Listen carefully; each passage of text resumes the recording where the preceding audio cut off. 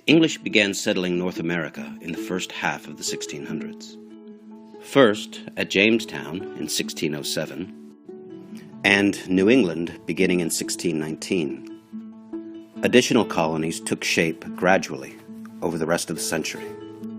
The English, however, did not settle North America without a struggle. There were, of course, people already living in North America. The Amerindians, the natives, depending upon their particular objectives, sometimes cooperated, sometimes resisted, and sometimes waged all-out war against the newcomers. The English also faced European competition for control of North America. The Spanish, who had arrived long before, the French, and especially the Dutch, also sought to exploit North America. By the 1600s, the Dutch were well on their way to becoming the world's greatest merchants, and for much of the century, the English saw them as their primary competition in North America. The Dutch even had their own colony in North America. They called it New Netherland. Its capital was at a place they called New Amsterdam. Today, we call it New York.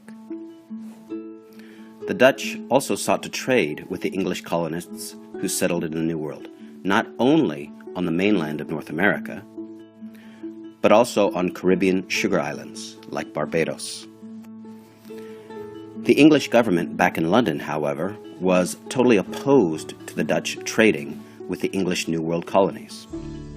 So far as the English government was concerned, English colonies were supposed to benefit England, not Holland.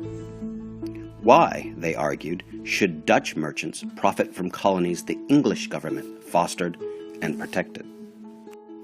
In response, the English government embraced an ideology known as mercantilism. And they began developing trade policies and legislation, such as the Navigation Acts, designed to force their colonists in the Caribbean and in North America to trade only with England, their mother country. Many colonists, however, preferred to trade with the Dutch, who offered cheaper goods and better shipping rates than most English merchants could. They openly defied the imperial navigation acts that sought to regulate their trade.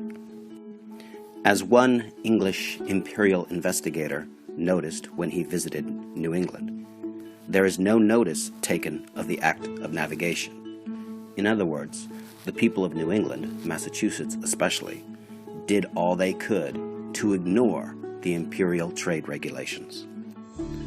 The acts of navigation, the people of New England argued, were an invasion of their rights and privileges as freeborn Englishmen.